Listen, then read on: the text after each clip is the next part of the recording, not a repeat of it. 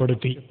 എത്രത്തോളമെന്ന് വെച്ചാൽ ഉലൂൽ ഇത്തിഹാദ് വാദമുള്ളവനും ഉത്തരേന്ത്യൻ ഉലമാക്കൾ ഒന്നടങ്കം വിട്ടുനിൽക്കണമെന്ന് പ്രഖ്യാപിച്ചതുമായ മറ്റൊരു ഷേഖിനെ കാര്യലാഭത്തിനു വേണ്ടി അനുകൂലിക്കുക കൂടി ചെയ്തപ്പോൾ പിന്നെ ഇവർ കാത്തുനിന്നില്ല. ഇനി ഇവിടെ കണ്ടുപോകരുതെന്ന് താക്കീത് നൽകി പുറത്താക്കുകയാണ് ചെയ്തത്. കേരളത്തിൽ ചെയ്തതുപോലെ ഇവിടെയും പണ്ഡിത സമൂഹത്തെയാണ് ഇയാൾ ആദ്യം വലവീശിയതെന്ന് ഞങ്ങൾ മനസ്സിലാക്കി. ശേഷം മറ്റൊരു മുദരിസ് മുഹമ്മദ് അഖ്തർ നഈമിയുടെ അടുത്ത് ചെന്നപ്പോൾ ഞങ്ങൾക്ക് എഴുതി ഒപ്പിട്ട് തന്ന രേഖയാണിത്. കളവുകൾ അക്കമിട്ട് ഇതിൽ രേഖപ്പെടുത്തിയിരിക്കുന്നു. പ്രധാനപ്പെട്ടത് താഴെ ചേർക്കട്ടെ. വിടൽ നമ്പർ 1, മുസ്നദ് അഹ്മദ് ബിൻ ഹംബൽ ഏക് ലഹ്സ may മുക്കമ്മൽ Yaad. മുസ്നദ് Ahmad bin Hanbal ഒരു സെക്കൻഡ് കൊണ്ട് മനഃപ്പാടമാക്കി. വിടൽ നമ്പർ 2, ഹസ്രത്ത് ഉവൈസി ഖർനി റളിയല്ലാഹു അൻഹു के खादिम मेरी खिदमत में. സയ്യിദ് ഉവൈസിൽ കർണിയുടെ ഖാദിം എനിക്ക് ഖിദ്മത്ത് ചെയ്യാറുണ്ട്. വിടൽ നമ്പർ 3, मेरा आसाम सरकार गौसे पाक साहबजादा सरकार अब्दुल रज़्ज़ाक़ रज़ियल्लाहु अन्हु का अता किया हुआ है. उसी मज़कूरा असा से अपनी चप्पल दुरुस्त करता है. കയ്യിലുള്ള വടി മുഹീദ്ദീൻ ഷേഖിന്റെ മകൻ അബ്ദുർ റസാഖ് തങ്ങൾ നൽകിയതാണെന്ന് വാദിക്കുകയും അതേ വടി കൊണ്ട് തന്നെ ഷൂ നന്നാക്കുകയും ചെയ്യുന്നു. എന്നാൽ ബോംബെയിൽ പറഞ്ഞത് ഇത് റിഫായി ഷേഖ് കൊടുത്തതാണെന്നാണ്. കളവ് പറയുമ്പോൾ വൈരുദ്ധ്യങ്ങൾ സ്വാഭാവികമാണല്ലോ. പറഞ്ഞു കൊടുമുരീതേ.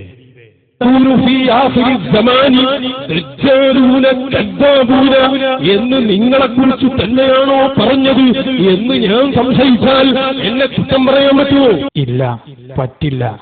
കാരണം അത് നിങ്ങളുടെ ഷേഖിനെ കുറിച്ച് തന്നെയാണ് പറഞ്ഞത്. വിടൽ നമ്പർ 4, कौम से हर माह 40,000 तनख्वाह. അമിതമായ സമ്പത്തിനെ കുറിച്ച് ചോദിച്ചപ്പോൾ അൽഖൗം ഔലിയ ഗ്രൂപ്പിൽ നിന്ന് എല്ലാ മാസവും 40,000 രൂപ ശമ്പളം ലഭിക്കുന്നു എന്ന് പറഞ്ഞു. ഇന്ന് വരെ ഞങ്ങൾ കൃത്യമായിട്ട് പറയാണ്, ഇന്ന് വരെ ഒരാളോട് ഞാൻ ശൈഖാണെന്നോ വലിയാണെന്നോ വലിയാണെന്നോ വലിയാണെന്നോ ഞാൻ ത്വരീഖത്ത് കൊടുക്കുന്നു എവിടെയും പറഞ്ഞിട്ടില്ല. പറഞ്ഞതായി തെളിയിക്കാൻ ഒരു ഉമ്മ പറ്റോനും സാധ്യമല്ല.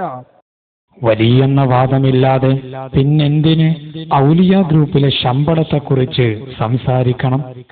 വെള്ളം ചേരാത്ത ഈ കളവുകൾ കുറച്ചൊന്നുമല്ല ഞങ്ങളെ അത്ഭുതപ്പെടുത്തിയത്. വിദ്യാർത്ഥികളും പല അനുഭവങ്ങൾ ഞങ്ങളോട് പങ്കുവച്ചു. എല്ലാം ഉൾപ്പെടുത്തുകയാണെങ്കിൽ 10 CD-ക്കുള്ള വിഭവങ്ങൾ ഇവിടെ തന്നെയുണ്ട്. ബുദ്ധിയുള്ളവർക്ക് ഈ 2 ആലിമുകളുടെ വിവരണങ്ങൾ തന്നെ ധാരാളമാണല്ലോ. പിന്നീട് ഞങ്ങളുടെ യാത്ര കേരളത്തിൽ കാട് എന്ന് പ്രചരിപ്പിക്കപ്പെടുന്ന നാട്ടിലേക്കായിരുന്നു. സ്ഥാപനത്തിലെ ചിലരെയും കൂട്ടി യാത്ര തുടങ്ങി. 20 കിലോമീറ്റർ യാത്ര ചെയ്ത് വേണം അവിടെ എത്താൻ.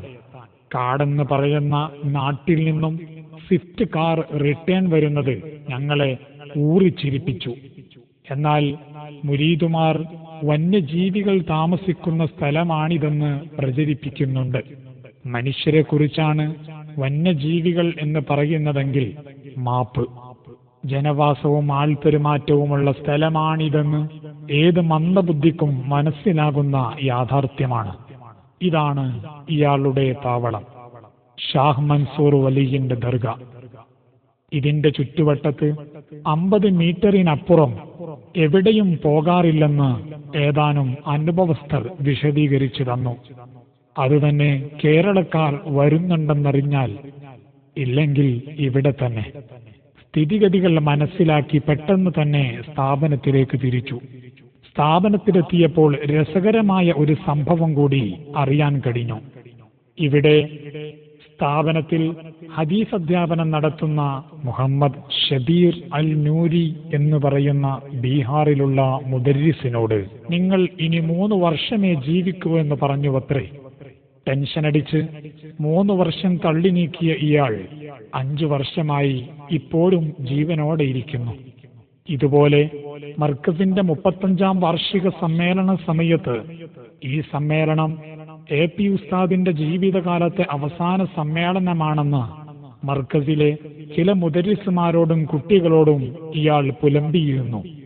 എന്നാൽ ശേഷം 37-ാം വാർഷികവും കഴിഞ്ഞ് AP ഉസ്താദ് ഇപ്പോഴും ജീവിച്ചിരിപ്പുണ്ടല്ലോ. അള്ളാഹു ഇനിയും ദീർഘകാലം നമുക്ക് നേതൃത്വം നൽകാൻ ആയുസ് നൽകി അനുഗ്രഹിക്കുമാറാകട്ടെ. വിടൽ വിടുമ്പോൾ പൊളിയാൻ സാധ്യതയില്ലാത്തത് വിടണ്ടേ? ഇയാൾക്ക് അതും അറിയില്ലെന്ന് തോന്നുന്നു.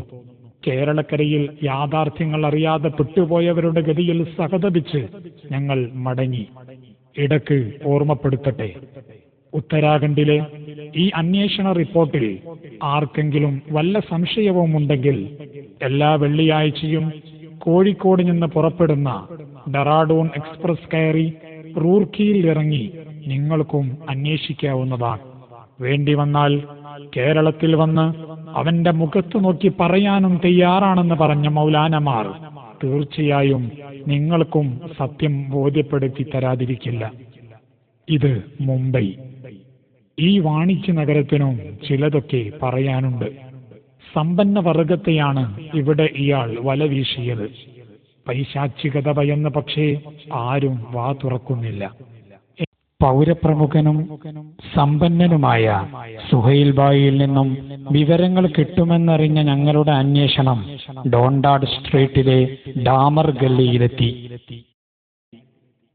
റിസ്വി ആയതിനാൽ ഫോട്ടോ എടുക്കാൻ പറ്റില്ലെന്നറിഞ്ഞ് കാര്യങ്ങൾ എഴുതി വാങ്ങി. ബഗദാദിലേക്ക് ഒന്നിച്ച് യാത്ര ചെയ്തതടക്കം വർഷങ്ങളുടെ പരിചയമുള്ള സുഹൈൽ ബായി കാര്യങ്ങൾ എഴുതി ഒപ്പിട്ട് തന്നു.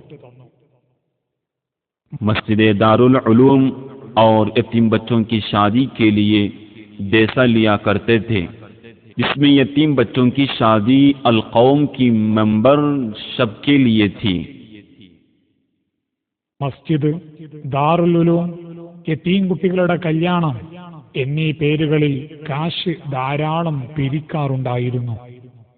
ഔലിയാക്കളുടെ സംഘടനയായ അൽ ഖൗമിൽ മെമ്പർഷിപ്പ് കിട്ടണമെങ്കിൽ ധാരാളം യതീം കുട്ടികളെ കെട്ടിച്ചയക്കേണ്ടതുണ്ട്. എന്നാൽ ഉത്തരാഖണ്ഡിൽ വെച്ച് അൽ ഖൗമിൽ മെമ്പറാണെന്ന് പറഞ്ഞത് പ്രത്യേകം ഓർക്കുന്നത് നന്നായിരിക്കും.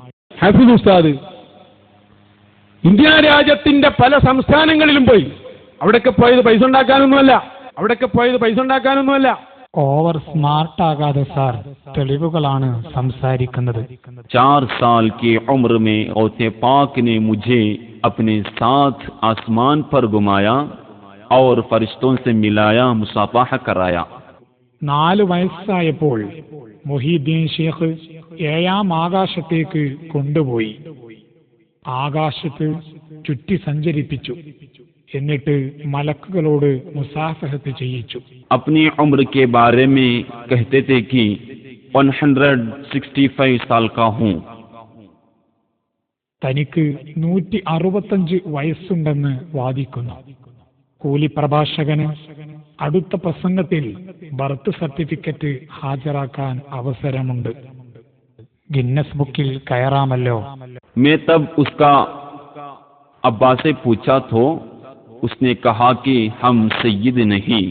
സയ്യിദാണെന്ന് വാദിക്കുന്ന ഇദ്ദേഹത്തിന്റെ പിതാവിനോട് ചോദിച്ചപ്പോൾ സയ്യിദല്ല എന്ന് മറുപടി ലഭിച്ചു.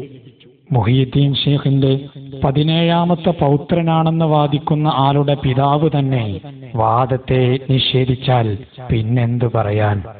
जब दूरी हो गई उनसे तो मैसेज भेजा कि तुम्हारी दुनिया और आखिरत की खराबी हो.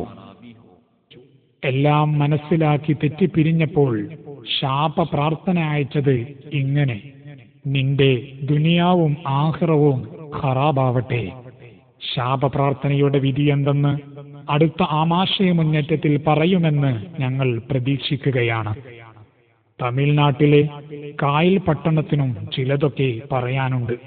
2 കുട്ടികളുള്ള സ്ത്രീയോട് ഭർത്താവിൽ നിന്ന് തൊലാക്ക് വാങ്ങിയാൽ ഞാൻ വിവാഹം ചെയ്തു കൊള്ളാമെന്ന് ഇയാൾ ഉറപ്പു നൽകിയിരുന്നു. തന്റെ ഭർത്താവിൽ നിന്ന് തൊലാക്ക് വാങ്ങി 2 മക്കളെ അനാഥകളാക്കി ഇയാളെയും പ്രതീക്ഷിച്ച് ഈ സ്ത്രീ ഇന്നും കാത്തിരിക്കുന്നു. സ്ത്രീ ശബ്ദമായതിനാൽ ശബ്ദം പരസ്യപ്പെടുത്താൻ ഞങ്ങൾ ഉദ്ദേശിക്കുന്നില്ല. ഏത് നിമിഷം ഈ സംഭവത്തെ നിങ്ങൾ എതിർക്കുന്നുവോ മിനിറ്റുകളെ കൊണ്ട് അത് പരസ്യപ്പെടുത്തുന്നതാണ്. ഇങ്ങനെ പലതും പറഞ്ഞാൽ നിങ്ങളുടെ കാല് വിറക്കുമെന്ന് ഞങ്ങൾക്കറിയാം. സമൂഹത്തിനിടയിൽ പറയാൻ പറ്റാത്ത പല കാര്യങ്ങളും തെളിവുകളും കയ്യിലൊതുക്കി നമുക്ക് കേരളത്തിലേക്ക് വരാം. കേരളീയ അന്തരീക്ഷത്തിൽ ഇയാൾ പിഴച്ചതാണെന്നതിനുള്ള ആദ്യ തെളിവ് ഇവൻ തന്നെയാണ്.